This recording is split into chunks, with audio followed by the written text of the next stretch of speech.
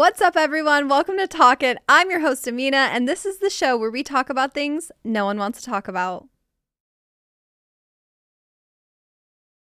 What's up, lovely human beings? We are here today on our second episode of Talk It, and it is so fun to be sitting here. I have been itching to be back in the studio. I don't know why, but I just feel so at home here. I'm like, oh my goodness, I want to be back. I want to be talking about things. And I'm so excited, especially about today's topic, because I feel like people don't talk about this enough. And what it is when you are going through these super hard times in life, when it's just like bad day after bad day after bad day, and it's like, you don't even see a light at the end of the tunnel. You're like, is my life just supposed to be like this for the rest of it? I just don't know. It's like, it hasn't been your day, your week, your month, or even your year. And you're like, I need someone to throw me a bone here because I'm crawling through life right now. And I'm so excited because I have the best guest to have this conversation with today. She is so talented. Not only does she have one podcast. Oh, no. She has two podcasts, and her podcast, Black People Love Paramore, has over 200,000 downloads on Apple, and Apple actually named her official pop culture expert.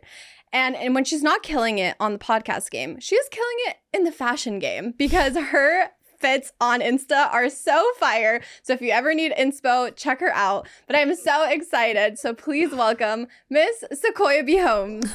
Hello. Thank you for having me. Oh my God, Sequoia, I am so excited to have you as my second guest. I'm so excited to be here. I love the premise. You're so good at this already. I'm like, wow. Okay. Thank you so much. Yeah. Also, it's so fun having a fellow podcaster on here because I was like, oh, I don't even have to tell her anything. She just knows how to do everything. So it's so nice.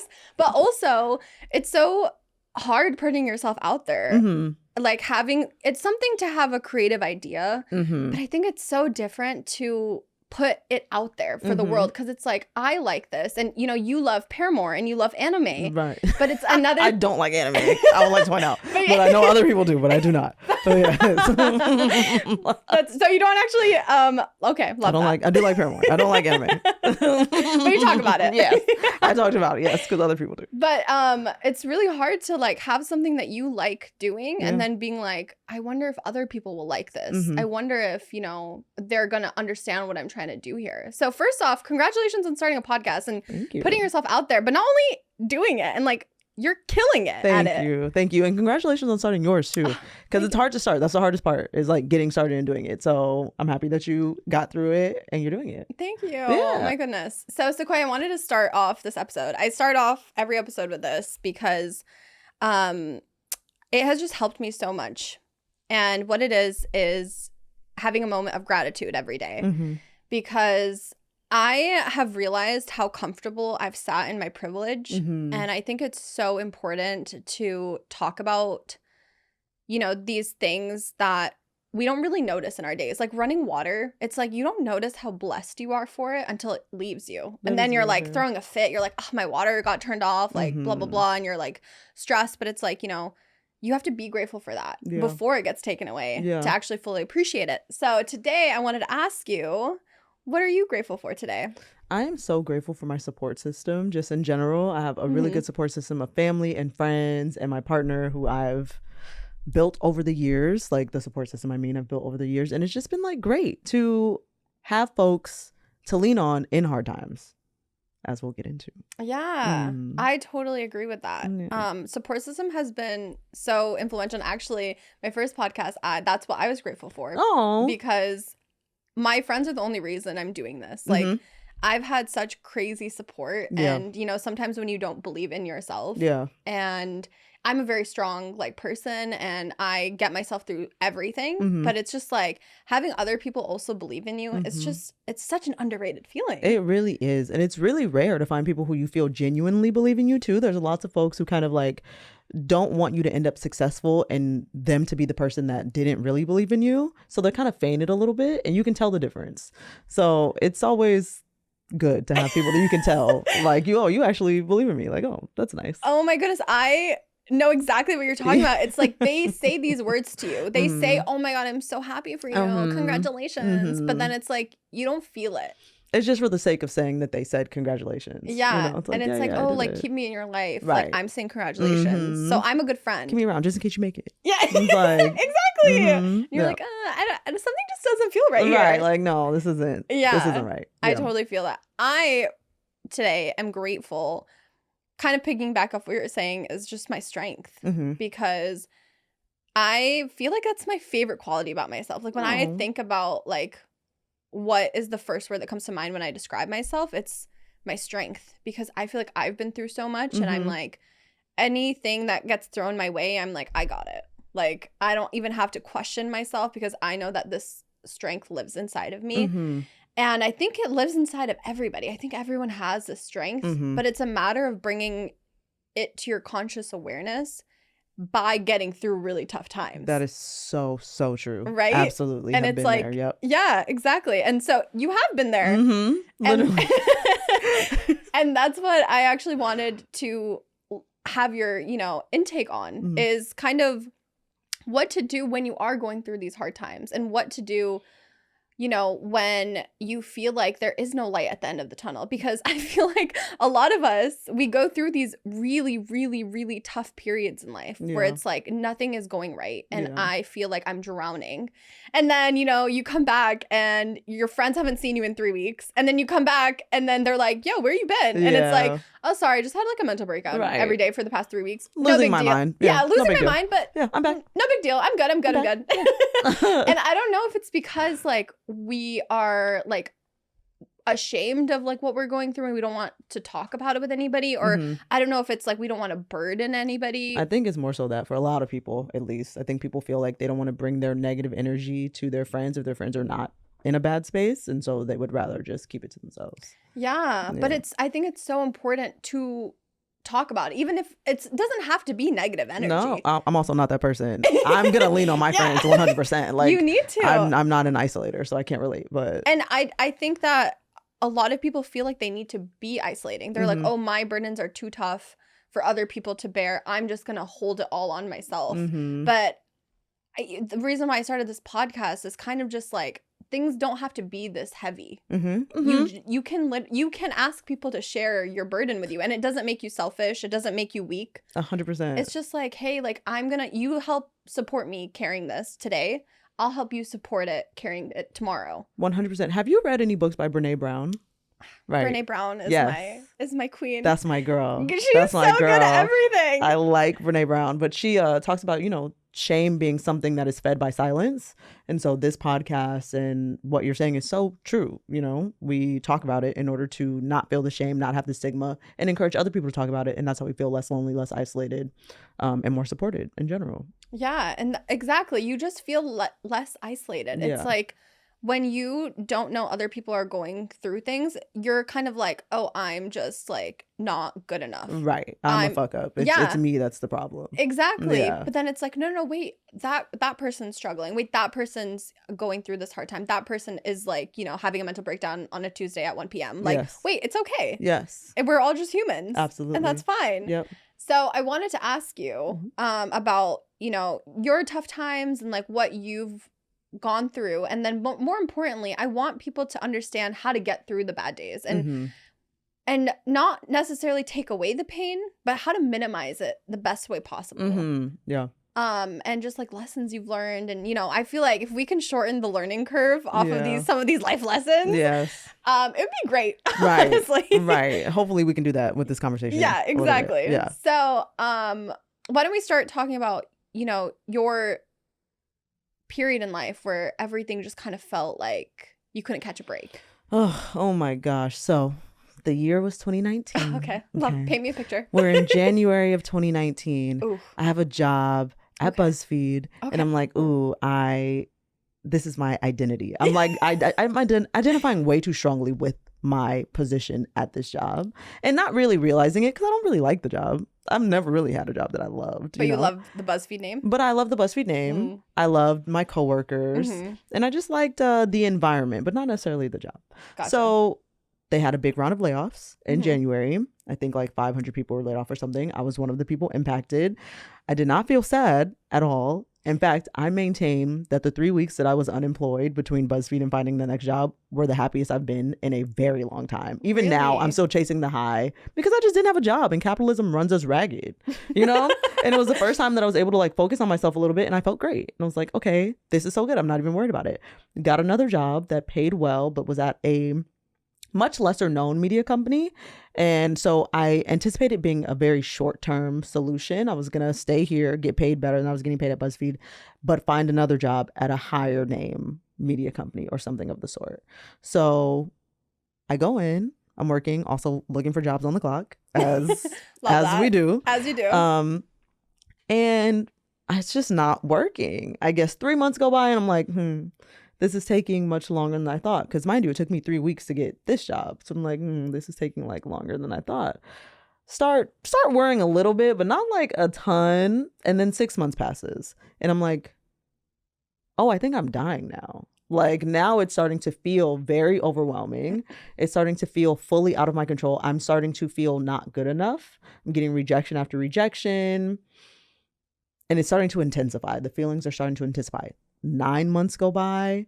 And now I'm hyperventilating every day. Now I'm crying every day. Now I'm literally bringing my mom so much anxiety because every time the phone rings, every time I call her, she's like, oh my God, she's going to be hyperventilating. She's going to be freaking out. I'm going to be in my car on my lunch break crying. Just could not get it together because I wanted out of that job so bad. Yeah. I wanted to find my next thing. I did not like that job. I didn't feel comfortable there. It was a job that was very it was focused on Gen Z boys, and I'm like, how do I identify with this? How do I relate how to do this? I relate to this? Like, this brings me nothing. You know, so it was really bad. Yeah, that sounds like an awful, and I think jobs especially, they come with such weight to it because you're so right. It is your sense of identity almost. It's like, you know, when people first meet you, they're like, what do you do? Yeah, what do you do? And it's like they're trying to piece together who you are by what you do. Right. And I feel like that's why losing a job is one of the scariest things because, you know, you're kind of like, who am I? And in fact, I quit my 9 to 5 a few months ago. Congratulations on that. Thank you. It's been great. Yeah. Yeah. I know that how you're talking about because I be experiencing it. Oh, absolutely. Yes. But something that people ask me very often is, what do you do with your days? And a lot. I'm like, what do you mean? I'm like, I'm living my life. Right. And I'm not like, obviously I'm not like doing anything crazy. I'm going on hikes. You know, I'm going exploring the neighborhoods around me. I'm meeting new people. Like I'm doing things that make me happy. Right. And I think that a lot of people, they stay in jobs that they're not comfortable with or they don't necessarily identify with. Yeah. Because they just don't know what else to do with their time. Yes. You know, because this world around us, they're like, you have to work at a reputable company because then you're good enough. Then you're worthy enough to be like talked about, you know, at your parents', you know, dinners or your friends or whatever, you know, when people are asking your friends, who is she? Like, oh, she works at BuzzFeed. Right. She's so cool. Right. And it's like, there's so much pressure on us to have a reputable job rather than, you know, oh my God, this is Sequoia and she's really happy at her job. Right. She loves her job. Right. You know, it's like this like weird like reputation thing. And then also there's a whole like thing about when you lose a job, like you got laid off and you were talking about later how you didn't feel worthy when you couldn't find a like rejection after rejection. And like that plays a part too. It's like, if I can't get a job at a reputable company, am I not worthy enough? What does that say about me? Right. It says that I'm not good enough to get a job at a reputable company in my brain. Although that's not necessarily the case. Again, things happen when they're supposed to happen. That just wasn't the time. But I could not wrap my head around that not being the time. I was forcing it so severely. And it was affecting my mental health. It was affecting my physical health. It was just really bad. I've never felt that bad in my life. It was getting so bad that I didn't see the point in continuing life. Not that I wanted to kill myself, trigger warning, should have said that before, but not that I wanted to kill myself. I just felt like you didn't want to keep living. Life was so hard that I was like, if this is what life is, I don't want to do it for the next 50 years. Like this is unsustainable. I absolutely cannot live like this. This doesn't feel good. And it was kind of like, is this what the real world is? Is this what, you know, adulthood is? Because if so, again, not worth it. I just don't want it. That's such an important conversation to have as well, is adulthood. Because my cousin just graduated college and I was like, how are you feeling about this? And he was like, my best years of life are over. No. And I'm like, no. I'm like, life is, not to quote Hannah Montana or anything, but life is what you make it. So let's make it rock. Yeah, no, very much. I get it. No, but I feel like everyone has this thing where it's like, okay, my best years are over and my life now is just depression and sadness and being stuck in a job that I absolutely hate. Yeah, no. Just to pay the bills. And everyone's like, why am I so sad? And I'm like, because that's your mentality. Yeah. Like, you can't live in this life thinking like, oh, I'm just going to get a job to pay the bills. Like, of course you're not going to be happy. Of course you're not going to be satisfied with life. But like, we're force fed for so long that is what you're supposed to do. You know, it's like, yeah, you're just gonna get a job. Hopefully you find one that's aligned with your passion, that you can withstand, that you can retire at, and it'll be good. But that's really just not how it goes for most people. And it's very uncomfortable when you find yourself in that situation, because we don't have a social script for that. We have a social script for getting a 9-to-5, retiring there, you know, taking advantage of your benefits, minimal vacation time, et cetera, but we don't have a social script for being like, oh, this is fucking miserable. I cannot exist like this. So what do I do going forward? You have to forge your own path, and that's terrifying. It's the toughest thing ever, actually, to be like, you know what? All my friends are doing this 9-to-5 thing, getting, you know, jobs at Big 4 companies. Promotions. I have to do that. Right. It's like, exactly. It feels like you have to do that. You don't even know what your own dreams are anymore. It's like, is this something that I want to do, or is this something that I want to do because everybody around me does it? Yeah. No, that's such a intense realization to have. It's like the hardest thing. And I had that. That's one of the reasons I quit my 9-to-5. I was like, I was doing market research, and I loved market research. Like, it was everything I wanted. No. Like, everything I love about life is like, I love people. I got to interview people just like I'm doing now. Like, I got to, I do polls on my Instagram, and I first started out doing polls and surveys and focus groups and things like that. Okay. And I loved it. Yeah. It was great. But there was a part of me that was like, you know, I can't be told what to do. Right. Like, I want to run questions about my own topics. I want to run questions about like things that I'm truly passionate about. So I did find qualities of myself that I like doing as a job. And I think a job can provide that kind of exploration for you to be like, okay, what do I like about this job? Like, what do I like about my days? What do I not like about my days? And I think it can be a great exploration for you. A learning to figure out, for sure. Yeah, to figure out who you are. Right. But it doesn't mean that like that's your end all be all. No. Like, it's like you can't just be like, yeah, my job is my identity. And also, oh my goodness, people were so high strung at work. Yeah. Like, I worked at an agency, and it was just like everyone was like so crazy. I'm sorry, people take their jobs too damn seriously. They really do. And especially, and the thing is, it's okay to take your job seriously if it's something you're genuinely passionate about. If it's something that's like driving your soul and heart. But I'm like, y'all, I know this agency corporate America job is not driving your passion or your soul. That's how I feel too. Right. So I'm like, you guys, there's literally no way in hell you're passionate about Gen Z boys. Yeah, literally. I mean, maybe somebody, you know, whatever. I'm like, we're all here over 24, and most of us are women. Yeah. How are we this? Like, me? you know. Yeah. And the thing is, do you care for you it? have to also make do with what you have, right? You like, I worked at the job, and I made do with my days, because you don't want to like be miserable your whole day. So it's like you find good things in your life or good things in the job. Right. And you're like, okay, I can work with this. Yeah. You try to find good things wherever you can. But also, it's like you just have to at one point be like, you know what, this, as much as I do like it, as much as I'm comfortable in it, as much as this is providing me security and stability, who am I? And what do I really want to do? And it's like, not like, oh, what do my parents want me to do? Not what I want to tell my friends I'm doing. Right. Nothing like that. It's like, what do I actually want to do? How do I want to feel, as opposed to how do I want to be seen? Those are two different things. Wow, that is such a great way to say that. Yeah. How do I want to feel? How do I want to feel? That's what should always be prioritized. Yeah, Mm. that's great. So, okay, we went a little off topic, but I want to bring you back. Good gyms in there, though. We're Yeah. good. Yeah. Want to bring you back to this tough period in your life. Mm-hmm. And you mentioned hyperventilating. Mm-hmm. And I think that's such an interesting thing because my last guest, she was speaking about her toxic ex-boyfriend. Mm-hmm. And she was like not sleeping, not eating. And Mm-hmm. she actually felt, she said, that her energy had been drained out of her body. Interesting. And I was like thinking, and then you said hyperventilating. Yeah. And I'm like, there are times where our bodies are trying to tell us. Yes. That something's is wrong. Yes. 100%.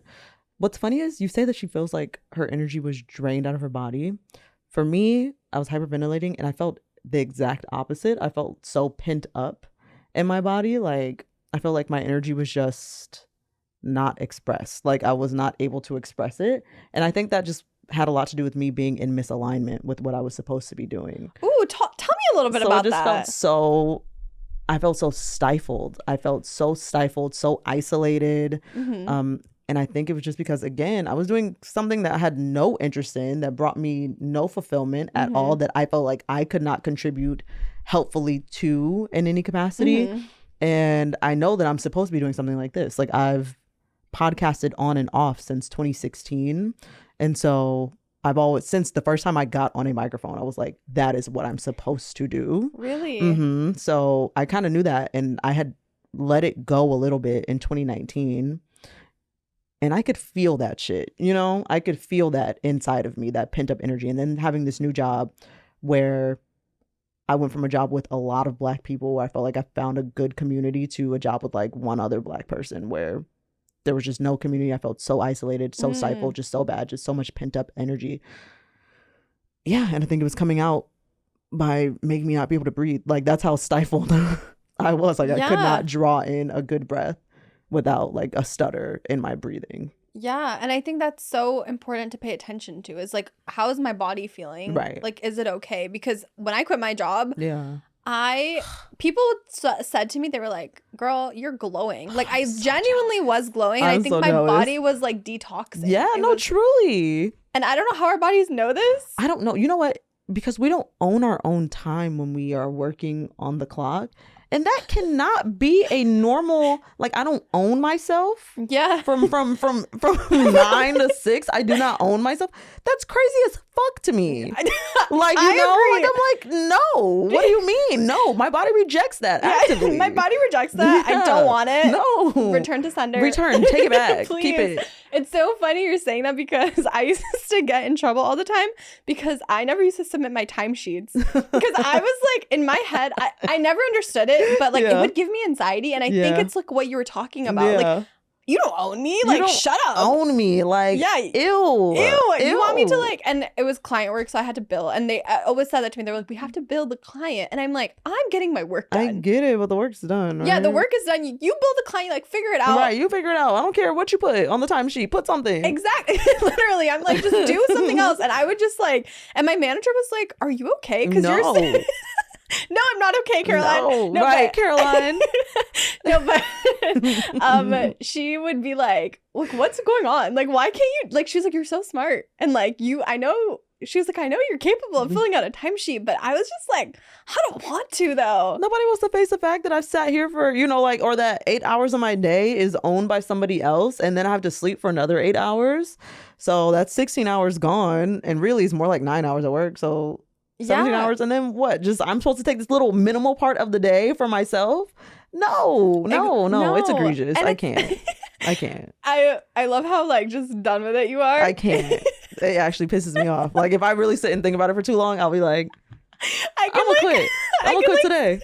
I'm not going back. Yeah, no, I can't. I can't. I can like see the anger. Yeah, like building and like yeah, I can see the red, like the traveling. Rage, right? Literally, my foot's tapping. Just like steam popping right, out just coming out of my ears. No, because it's so infuriating. It is. Feeling it like really is. you're not in charge of your own life, and also bringing back to what you said before, like, you know, feeling like you're losing control over a situation. And especially us humans, we love having control over things. And I Yep. think that's where a lot of people get like anxious anxiety disorders, and a lot of people, get really like almost awkward socially. Yeah. And it's because of this feeling that I can't control what other people are going to say. I can't control like what's going to happen. I can't. And so people start becoming perfectionists. That's so true. And we really can't control those things. And that's fine. It's hard to get there, but that's fine. It is hard to get there. Yeah. And I think something that like has helped me get to the point where it's like you can't control everything. It's like just like realizing that it's okay to be wrong. Mm-hmm. It's okay to make mistakes. Mm-hmm. It's okay to be human, Mm-hmm. because that's what we all are. 100%. And practicing gratitude, like I like that you start the show with the what are you grateful for? Because when you sit and actually think about it, how often, at least for my life, I can't really speak for other people's lives, but how often do things really go astray, you know? Like I'm like, things do go astray, but there's so much to be grateful for. So much has gone right. And unless you're looking for it, you will miss it, because it's really easy to spot the shit that's going wrong. You can feel it. Like it hits you, it hurts, it feels bad. Things that go right feel a little bit more fleeting, and so until you're looking for them over your head. And then you start to think that things just don't go right for you. But that's not really true. You just have to look for the things that go right. Yeah, no, it's so funny you say that, because there's this thing in psychology called negativity bias. Yeah. And it's your brain's ability to recall negative emotions or negative events far easier than they can recall positive events or positive emotions. Right. And so just like you were saying, it is so easy to be like, oh, I got into a car accident. Yeah. I'm going to get into a car accident for the rest of my life every time I drive on the freeway now. It's because your brain has to protect you from bad things happening, you know, like I'm sure evolutionarily, when bad things would happen, it was a matter of life or death. It was. You know? Yeah. And so your brain has to pay really close attention to bad things happening in order to keep you here on the planet. Absolutely. We're built for survival. We're hardwired for survival. We're hardwired for survival. So of course we have a negativity bias. Like, yeah, because my brain thinks that I'm dying. I'm not. But like, you can't tell my body or brain that. Yeah, you can't. If your brain's like, hey, we got to save you. We got to save you. And even like things like very little things like, getting your heart broken or something like that. It's like, I'm never going to date again because I can't. No, because I think I would rather break like a couple bones than get your heart broken? Experience heartbreak. Like that pain is actually fucking devastating. Sorry for cursing. It's like actually devastating to me. No, you can break a couple. Yeah. I think I'd give my pinky toe or like something, like some physical pain. I'll take it. You tell the boyfriend, you're like, just chop me into little tiny pieces before you break up with me. I would rather you chop me up than break my heart like that. Like, no. Damn. No. I think I'd rather take the heartbreak, if I'm honest.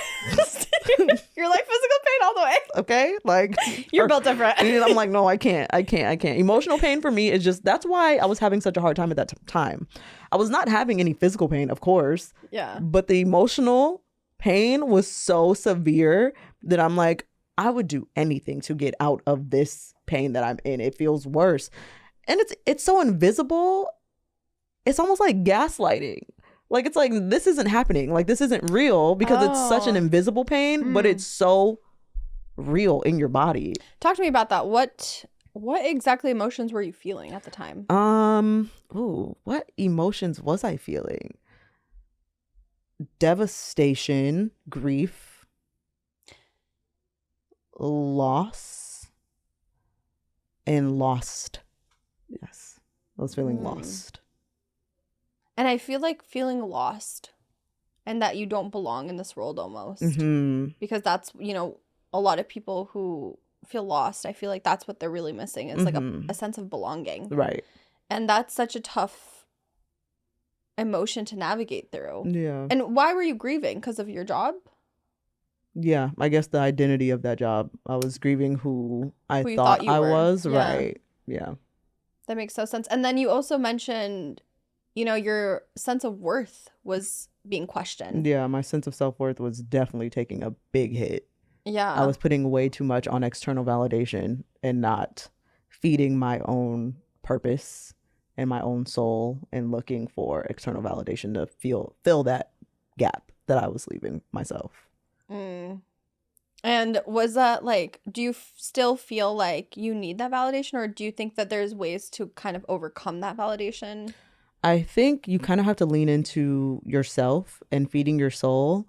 And when you are more in alignment, that validation does come, but you're not seeking it as much, you know? But when you are aligned, that resonates better with people than you like going out and seeking And validation. like trying to be, and something that I actually used to do a lot was just like morphing myself into what I thought other people would want me to be. Mm-hmm, definitely, yeah. You know? Yeah. And I feel like that's, you know, something that when you're trying to please everybody, it's like you're trying so hard. Yeah. And people can notice that when you're Yeah. trying. Mm-hmm. It's like, okay, I'm going to like, you know, pick out the best outfits and, you know, make my hair a certain way, and I'm going to talk a certain way, and I'm going to say the most perfect thing ever so that like they'll love me. Right. You know? Right. And it's so hard because, again, it's so much effort. It's like you're trying. It's constant effort too. Like you're just never at ease. Yeah, you're never yourself. You're just never at ease. You're never yourself. Exactly. And I think that's going back to what you're saying about just like having your purpose and just like knowing yourself, knowing who you are, and just being like, you know what? I am who I am. I make mistakes. I am not perfect, but I am all these other great things. Yeah. And I don't need someone else to tell me I am that, because I can feel it in myself. Right. I can feel my own energy. Right. Yeah. And I think that's so important. And so when you lose that, when you're going through a time where you're like, I don't remember who I am. Yeah. I don't know where I belong. Yeah. I'm grieving myself. I'm literally, and that's such a deep emotion, Sequoia, to be feeling for yourself. I'm grieving my identity. It's just. Yeah, it's like that wild. loss of dopamine when someone asks like, what do you do? And you have like something that they recognize to say, you know, like, oh, I work at BuzzFeed, or I work at whatever company.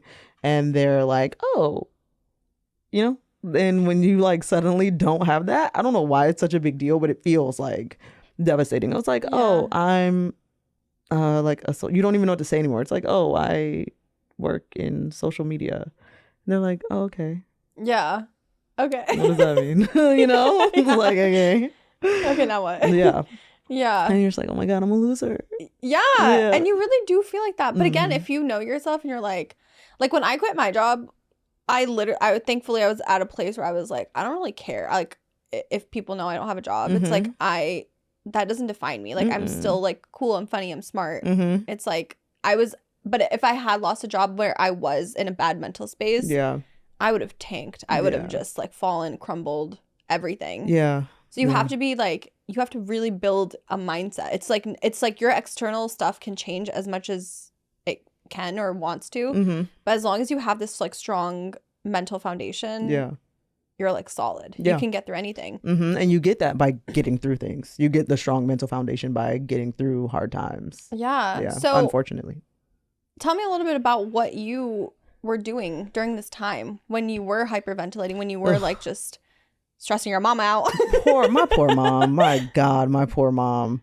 Oh, bless poor her. Girl. She was not having a good time. I'm her only child, so she just like is very much like, she was like, what do I do? Very living vicariously through me, and like we just have like a soul tie. And so she's like, oh my God, that was also a very hard time in her life because I was going through it so badly. Have you guys talked about it after? Yeah, she just told me recently. She was like, I was having a very hard time, and obviously I didn't want to say that because you were having a harder time. Oh, bless her. But she was like, I was having a very hard time. I was scared. You had never been saying stuff like this before, and suddenly you didn't want to live. And she's like, I didn't know what to do with that. And so she found me a therapist. Oh, bless her. And I started going to therapy. My therapist thought that I was very close to a mental break, and so she wrote a note to my job, like a doctor's note, and was like, she has to work from home on Fridays. And this was before working from home was a real thing. And my job was like, what? And I was like, I don't care. Talk to my therapist. I'm so sorry. I can't explain this. Like, I'm this close, y'all. Like, I have to work from home on Fridays. First of all, shouts out to your therapist. Oh my gosh. For even thinking of that. She was so good. I don't go to that therapist anymore. I go to a new one now because I switched from Kaiser. But she was so good. Like, she was like, no, you're not doing well, babe. Oh my God.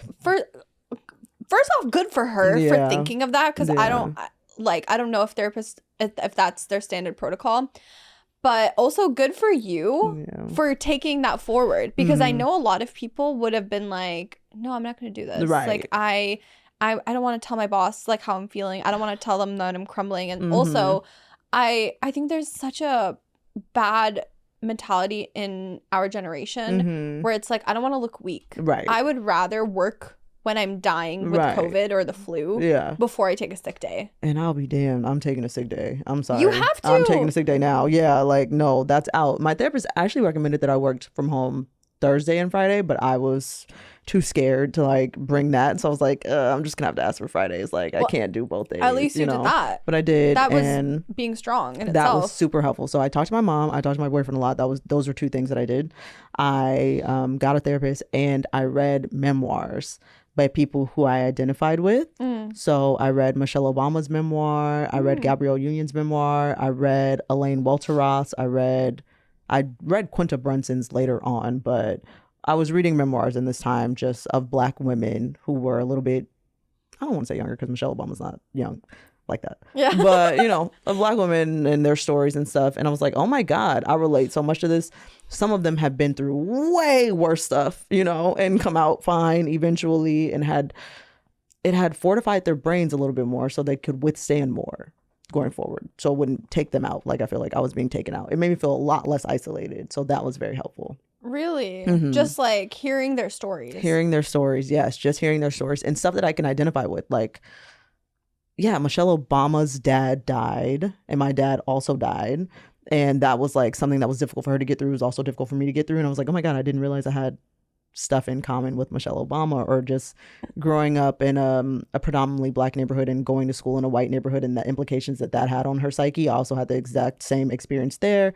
And so it was just like lots of stuff where it was like, wow, I'm not alone. Yeah, like, this is crazy. Myself in you. Michelle or Oprah losing her job, being fired, like there's just so many things. I'm like, oh my gosh, I'll be okay, I guess, but I still didn't really believe it. But I was like, that has to be true because these people have been okay. I don't know how they got through it. I'm not feeling it in my chest, but it just has to be true because other people did. So it kind of gave you like that light at the end of the tunnel. A little bit. Like a tiny glimmer of light. Just like a little bit. I'm like, is that light? Yeah. What's that? Yeah. Is that light? Yeah. That's actually why I wanted to start my podcast, is because I also found such comfort and solace in my like hardest days. Yeah.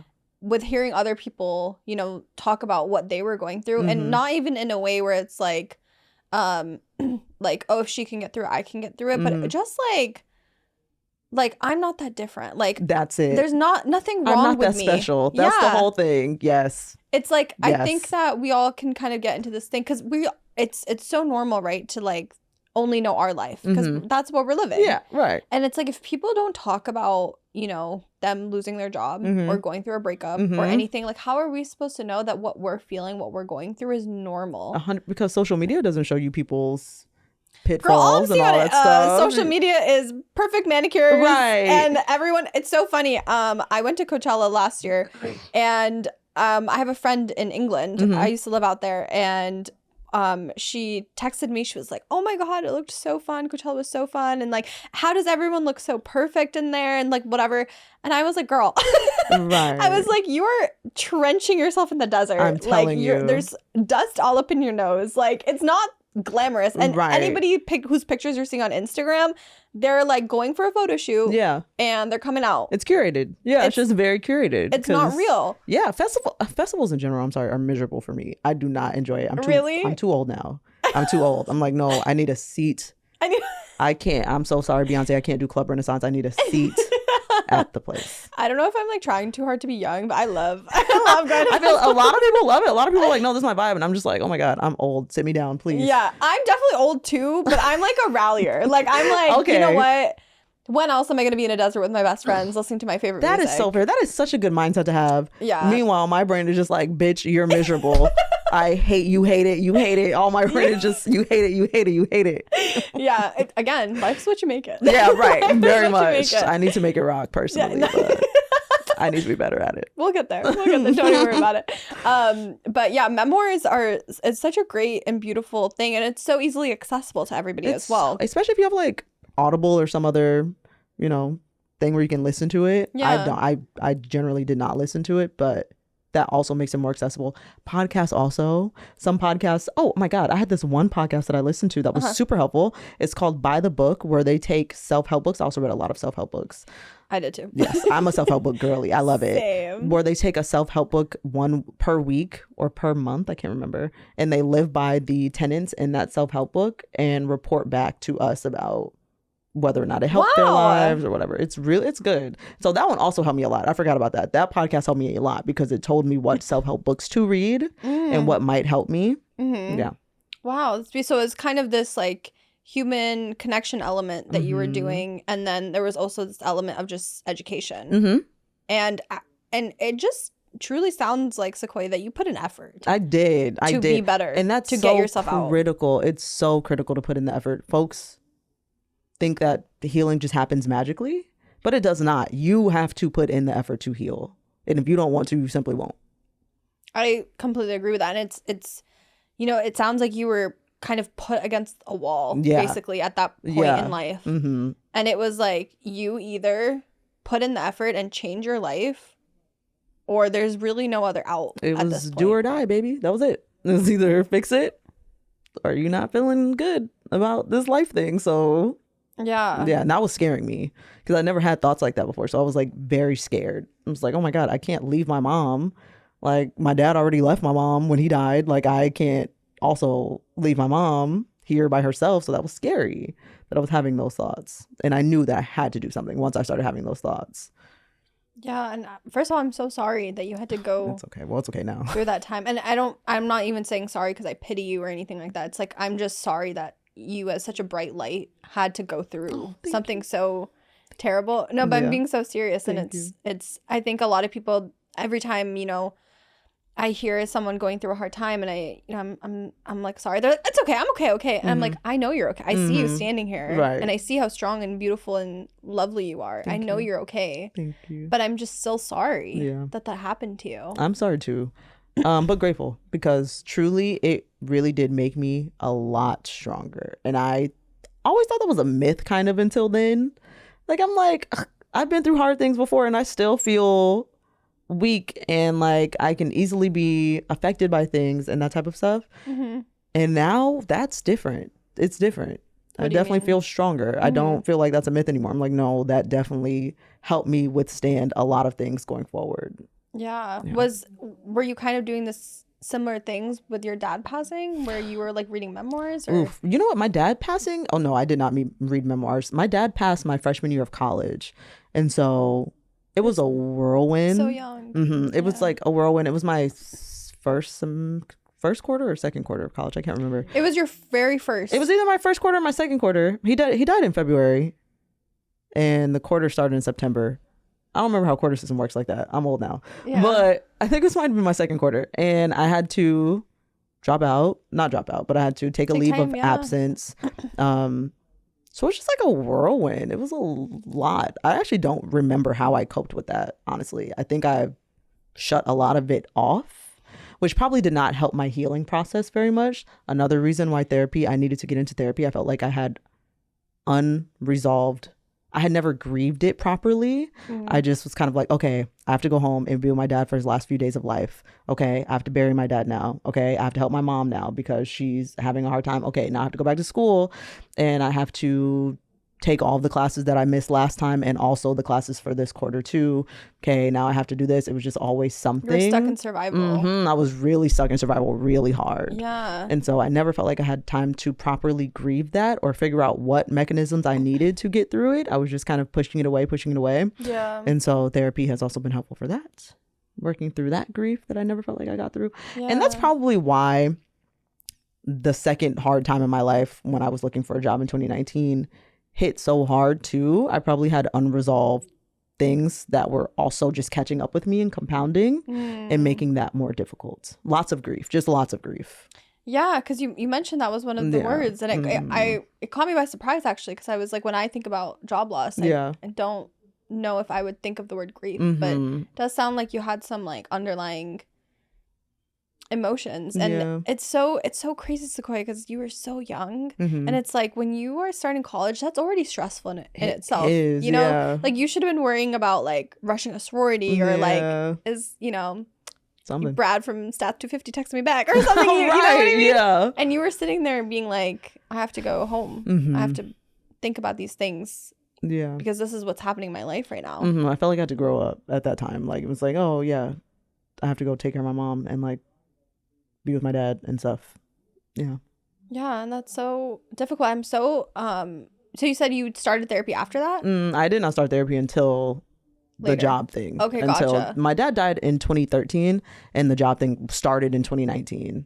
So, okay. Yeah, that's when, so I had a lot of unprocessed grief. Yeah, and there. I think it's such a good call out to you know, like when you go through these hard things, and you know, we go through hard things all the time, and obviously they're not as deep and heavy and emotional as what you went through in that time, but it's like, you know, very, very little things that you don't even think about. Like, for example, like somebody grabbing you at a bar and it's over in like 5 seconds. Yeah. But that can stay with you. That's scary. Right? That's scary. Yes. Because it feels like scary. you don't have agency over your body. That type of thing is scary. Totally get that. And I guess it all feels like a lack of agency over your life in general. And that is scary. Yeah. Not like having no control in your life. Maybe you can weigh in on this. Like, why do you think it's so hard for us humans to process, like, not having control? I think it is a threat. It feels like a threat to our existence. Again, it's our body trying to keep us safe. Survival. Our body looks for patterns. Our brains look for patterns to make sure that things are safe. And when it can't find those patterns, it feels like you're not safe and like you're at risk of dying. Your brain is so black and white. You know, it's like you're either doing good thriving or you're dying. Right. It's like, no, girl, I'm somewhere in between right now. Please relax. Leave me alone. Yeah. Yeah. So that's what I think it is. It's just like, oh, we don't know what's going on, so you're dying. Yeah. And we're going to make you feel like that. It's like, no, please. I totally agree with that. Like, for real, your brain really is just like, okay, are we about to die? No. You know? Okay. I'm like, girl, I need to put you in rice or something. You need to be helped. You need to relax. Get some help, you please. Need some CBD up Shut in you. Up. Relax. Shut up. We're just walking outside, ma'am. Like, we don't need to worry about what we're gonna wear tomorrow. Panicking? Yeah. Right. What's good? Relax. So tell me a little bit. So you went through these really just tough times. Oh my goodness, Sequoia, like, no wonder you have this strong aura about you. Like, you're very like, no, I mean it. Like, literally, just like I always, whenever I'm like around you, I'm like, oh, I can feel Sequoia's presence. Like, thank you. You too. You have a very similar. Yeah, I'm like, oh, I feel it. Yeah, I love. I like, as you're talking to me, I'm like, me and her are so I similar. know, so kindred, like, right? Yeah, it's so crazy. But I'd love to know, like, what, after going through these like really tough moments in your life, like, what have you come out of these periods with? Like, what lessons have you learned? Like, we talk a lot about the strong mindset we both have, and like, what entails that strong mindset? Like, what do you know now that you didn't know back then? I know that attention to us humans feels like currency. It feels really good. So any way that you can get attention, whether it's good or bad, if a good way of getting attention is not readily available, people feeling pity for you is good enough, especially if you're at a low point. And it's easy to kind of identify with being pitiful because you know it's what works to get that currency, to get that hit of dopamine, people paying attention to you. So you have to actively decide, I'm not going to be a pitiful person just because I'm conflating attention with love at this second. I'm not going to lean into that pity for that reason. I'm going to lean into finding my soul's purpose and being grounded that way, as opposed to finding external validation from other people, whether I'm getting it from pity or any other reason. Wow, I just got goosebumps because that is like such a deep and profound thing to be aware of. And then also be able to like put it in your mindset toolbox and be like, you know what? We don't pity ourselves. Yeah. And we're not, you know, conflating love with attention. Right. It's right, like not they're a thing. Different. Yeah. Yeah. They're different. And I think, oh my God, attention is the biggest drug out there. It really is. That's why social media is what it is. Everybody's just like vying for attention all the time. Even I see people in relationships. Oh my goodness, and they just don't match. I'm like, what are you guys doing together? I'm sorry. Yeah. They're both unhappy. Yeah. And they're both just not. You can just tell that they don't match together. And then, they're just like, oh, but someone's paying attention to me for maybe the first time in their life. 100%. And also, Amina, you can tell that they don't match, but lots of folks can't. You just have like a intuitiveness. You do. Maybe you I just do. have like an intuition. But like lots of folks, even in the relationship, can't tell. Like, yeah, oftentimes until it's too late. Like, because it does just feel like love. Right. Attention feels like love. It's like, oh wow. It's those same neurotransmitters getting like fired off. Yep. And its brain like is crazy. Stupid. It's smart, but it's a little dumb. It's kind of dumb up here, but yeah. It's so funny. Even when you said the brain is so black and white, I'm like a psych major, so I'm like, the brain is so complex. Yeah. But so simple at the same time. It really is. It's all the survival mode shit. Like it's just like, oh yeah, trying to make sure you live. Yeah. It's like we're not wired for today's times. We're wired for how we have been historically as humans through evolution, but things are so different now. Like we're not always in danger. In fact, I'm very rarely in danger, any real life-threatening danger, but not according to my brain. Yeah. You can't tell her that. No, that's so true. And it's funny, like especially people with high anxiety, I find like I always ask them, I'm like, what are you so scared of? And they're like, well, I'm gonna die, I'm gonna get attacked. Right. And it's like, I get that you're scared about that, but like we always fear worst case scenario. Yeah. And I am always like, how many times was worst case scenario built out for you? Once. I think maybe once in my life. Yeah, the worst case scenario built out. But it usually doesn't. It's not the norm. Right. It's very abnormal for a worst case scenario to happen. Like for you to like lose your job and all this like your house burning down or like all this like crazy stuff. It's like, it's probably not going to actually happen. But your brain is so, again, hardwired for survival. It's like, no, it's going to happen. Like, freak out now. Right. Freak out now. Right. Please. And also learn to just be okay with not having control over things, which is a very difficult realization to come to, or very difficult to accept, that I just don't have control. And that's fine, because a lot of things are happening behind the scenes that I'm just not aware of, like, yes, I lost my job at BuzzFeed, which I thought was like, like a big deal, but it was because I needed to make a change. Like I had to be pushed to make a change, and I would have sat there complacent at BuzzFeed, unhappy with the job, but happy with the environment, X, Y, and Z for a long time. And that was not going to be conducive to who I am now. I would not have been able to get here following that path. So you have to relinquish control and trust that things are working out in your favor, even when it doesn't necessarily look like it's working out in your favor in that second.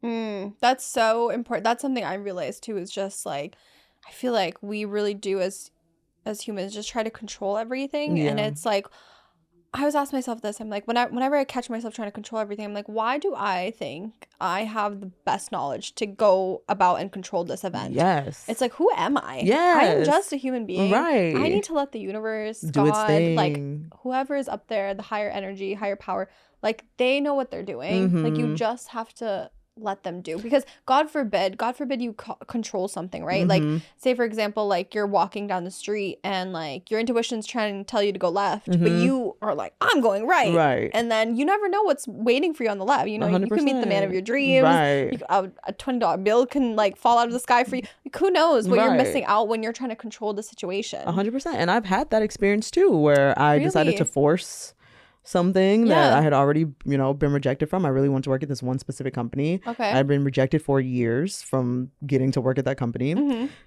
Eventually, I got through like multiple rounds of interviews with the company once, and then they ghosted me for some months and then came back and said I was rejected. I cried and cried and cried again. And then later on, I got the opportunity to contract with that company, and it was the most traumatizing work experience I've ever had. Stop it. It was so bad, like aggressively bad. So bad that like the girl who had the role before me reached out to me and was like, yeah, I actually had to stop having that role because I was breaking out in hives all over my body from, oh my God, another body cue. Yeah. And during this so time we were dealing with a manager that was just really toxic. Like turns out she was a Nepo baby and that's why she couldn't be fired. But she was so toxic. She talked to us so crazy. and I started developing stomach ulcers. I went to, mind you, I only worked there for 3 weeks, and my You had body stomach immediately ulcers? started burning in the middle of the night constantly. I couldn't sleep. And I went to the doctor and I was like, what's going on? And they're like, oh yeah, it sounds like a stomach ulcer thing. Are you under a lot of stress? Like, is it new? And I'm like, yeah, I am. And it is. So sometimes you're being protected from things. The universe's protection can sometimes look like rejection in the real world. So take it, trust that it's for your greatest good, and let it go, because you don't want to find out the hard way. I agree. I always tell people that, especially like, people are applying to colleges lately, and I know someone who's like been rejected from their like dream college, and they were just like so upset, or like not getting into med school, for example, and it's like I know that just wasn't meant for them. Right. But when you're in that position and your worth is being questioned, your identity is being questioned, you're like, wait, if I'm not gonna be a doctor, who am I? Then what? Yeah. But it really is like the universe's way of like trying to get you to where you're supposed to be. Right. They're guiding you. It's just guiding you. And you do just kind of have to walk by that blind faith sometimes, which is terrifying and so counterintuitive to our brain. Again, your brain's like, blind? No. You're dying. I don't know. I can't see what's in front. No, I can't see what's in front of me. Like, no. Yeah, it's like, excuse me, ma'am, we like to be comfortable. Right. And you're doing too much right now. You're making me really uncomfortable. So I'm going to make you really uncomfortable too. Okay? That's so true. Yeah, and I think something you mentioned earlier was just like having this like victim mentality. It's like just like knowing that your struggles don't define you. They don't. And that your bad days don't define you. And in fact, like one of the reasons why I'm so grateful for my strength, I'm not saying that like my bad days, obviously my strength came from my bad days. Yeah. But it was like I wasn't my fear in those moments. I wasn't my sadness. I wasn't my, depression or anxiety. I was my strength. Right. I was what came out of that situation. Right. I was my strength. I was my resilience. You like became more yourself. Exactly. I like found myself. And it's especially like I kind of mentioned in the beginning of the episode is just, you have to put yourself through these tough times to understand just how strong you are. Like if you don't go to the gym and lift heavy weights, how are you going to know what you're capable of? Very true. Which I'm not saying, go out and like kill yourself on the weights. Yeah. But it is, you have to, if you keep, staying with 5 pounds, like how are you going to ever know you can lift 15? Right. How are you going to ever know you can lift 20? Right. Don't let my trainer hear this. I don't have time for him to be like, you heard what she said on the podcast, right? No. Here's 50 pounds, Sequoia. Drop it. Try right. No. 30 burpees right now. No. No, not at all. But yeah, I think it's so important to just not ever accept your bad days as your identity. Right. And a lot of people do. It's easy to just start identifying as like, woe is me. It's just like, it always happened to me and, yada, yada. Yeah. What do you think helped you out of that mentality? Because it is very easy to, again, like you were kind of saying, like pity is just, I think seeing somebody else with the mentality and it being such an ick, I'm like, can't be me. Couldn't be me. That has to go. That has to go. We can't do that. Seeing what you don't want to be. Seeing it being like, ew. And also like people pitying you almost makes them feel obligated to you in a bad way. Like you're a chore. Like it's like, okay, well, I have to answer the phone when Sequoia calls because she might be crying and I don't want her to feel alone. So like, let me answer the phone. And that's not a good energy that you want to have in your interpersonal relationships either. You want people to want to talk to you because they want to talk to you and actually care when you're having a bad day. And if you're always having a bad day, nobody cares. That's just, that's a you problem then. Yeah. So do you think like it sounds like what you're saying is for bad days and bad tough times in general, you have to lean on your friends and family for support, but you also have to pick yourself up. You do have to lean on your friends and family for support, but you have to be interested in getting yourself out of having bad days. You have to be interested in that. It can't just be, this is just life and this is just who I am and what happens to me. Because nobody wants to be around that. That's not good energy to be around. So yeah, you do have to be interested in digging yourself out. I agree. And it is, we're using all these verbs where it's like digging and like crawling and like, because it is effort. It's work. And it really is. Like you were saying before, it's like healing and happiness it's not something that's given to you. It's not, unfortunately, something that just like gets handed on a platter when we sign up for life. Like when we do our little birth certificate, like our parents are not signing us up for a happy life. They're sure not. No, they're sure not. But it's like you have to hustle for your happiness. You do. Just like you have to hustle for money. Right. You hustle for your happiness. And that sucks. And I think that has, again, more to do with the capitalist system that we live in more than it does just a given of life. I don't think that that's how it was supposed to be. I think that happiness was just, we're just put here to exist and have experiences. I feel, like connect with people, have experiences, and that's about it. But now I have to hustle. You're I don't like, want to. No. How do I return this? Right? How do I give it back? Who signed me up? Like, no. Is my free trial over? I'm done. Right. When is it done? Like, I'm exhausted. So yeah, I'm just like, I don't think this is how it's supposed to be, and it's unfortunate. This is what we have to live in, and you have to take such risks in order to find potential happiness. Forge your own path. I guess some people don't. Some people are fine in their 9 to 5, and I'm very jealous of those folks. But oh my god, some people, I really think it's their place to be. Yeah, they really do find that fulfillment and passion. And I am jealous. I have had quote unquote dream job. I've had a few dream jobs now that I thought were my dream job, and every time I'm like, every time I get it, I'm like, hey, hate it. Yeah, and hate it. It's so interesting because I actually asked somebody, because I always knew, I think from a very young age, I wanted to be like an entrepreneur. I just didn't like people telling me what to do, if I'm honest. Yeah. And one of my friends I was talking to, she said, I love people telling me what to do. I love having structure in my life, and I love having someone give that to me. Okay. And for the first time, I was like, that's very whoa. interesting. I was like, I did not know. That is so interesting. I also thoroughly like structure, and I like clear instructions and that type of thing. And I did not want to be an entrepreneur when I was a kid. I remember explicitly being like, no, I don't, because my mom was very entrepreneurial. And I was like, no, I just want like my paycheck to come every 2 weeks and blah, blah. So I thought. Yeah. Until I got into the real world and I was doing it, and I was like, oh, this sucks. I would rather take a risk on myself. Like, I can't do this. Yeah.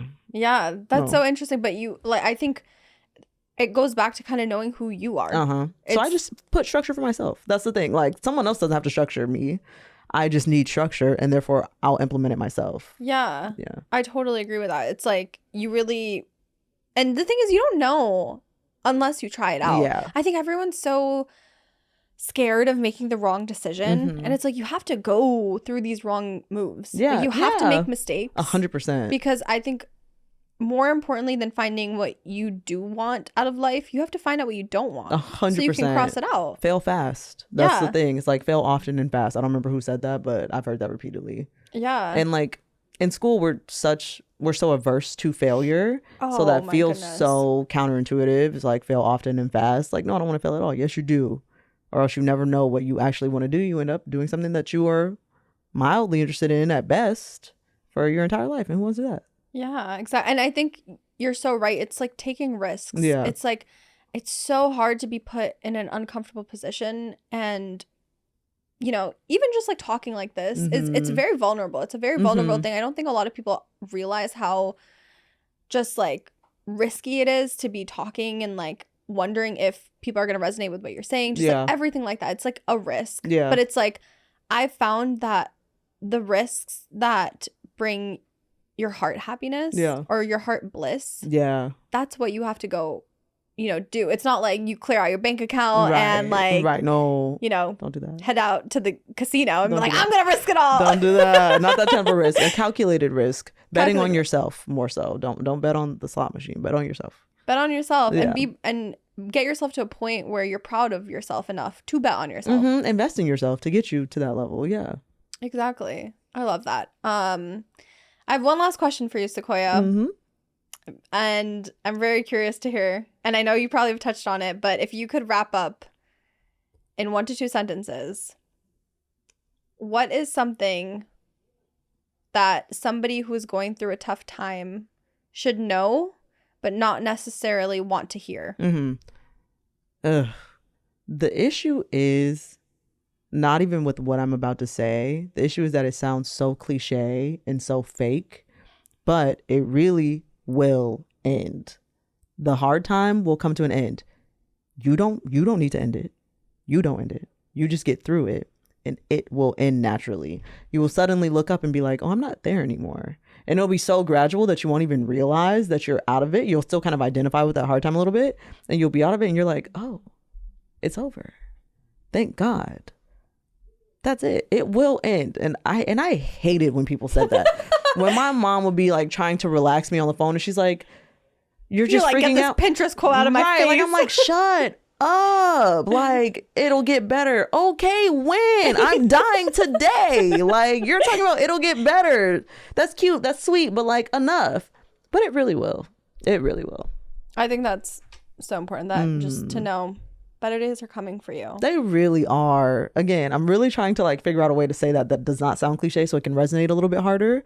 But there's really no way. There really is no way. And I think it's cliche because it's true. Yeah. Lots of cliches really are true. Yeah. Yep. It's like, I you know what's so funny? I used to also get mad about these like Pinterest quotes, and it's like, life is about the destination, not the journey, or whatever. Right. And it's like, shut up. The journey, not the destination. Yeah, Right. Very the much journey, that. not the destination. Right. But then like, when you're really thinking about it, it's like, wow, life is about that the is journey, really it. not What's the destination. the destination is the same for everybody. It's death. I'm sorry. Yeah. That's Don't be sorry. But like, Life. that's the truth. The destination is the same for everybody. We're all gonna die. It really is about what you're doing here on the way there. while you're here. It's really about connecting with people, to me. I agree. That's why we're here today. Right. It's about connecting with people. And that is also something good for people to hear when they're going through it. Talking to other people will help. People have gone through worse. People are going through hard times simultaneously as you are. So talk to them to not feel so isolated. And if nobody is really going through anything similar, that's how I felt when I was going through it. Read and listen to podcasts. That'll help. Because someone is going through because someone is going through it. Certainly. Someone has gone through it. Someone has gotten through it. Yeah. And you don't need to be isolated. No, there's no reason. Go reach out for help. There's no like, we love help. Yeah, truly. You can be strong and ask for help. I'm telling you. And you can be strong and you can cry. It's not like you have to be one or the other. It's not one or the other. It just isn't. Yeah. Our brains might be black and white, but we're not black and but white. We're It not. doesn't have to be so binary. We don't have to be so binary. Yeah. Well, thank you so much, Sequoia, for coming on today. It was such a healing conversation. Oh my God. Felt so good. I'm glad. I'm so happy to hear that. And it's again just been so fun to talk to you. I like love your energy. I love who you are as a human being. Thank you. And I am just so excited for everyone to listen to this. And I'm hoping that as much as it has healed you and helped you, I hope that it's helping and healing other people as well. I really hope so. Yeah. Me too. So thank you so much for being a part of the conversation. Yes, thank you for having me. Yeah. And we will see you guys in the next episode. Bye.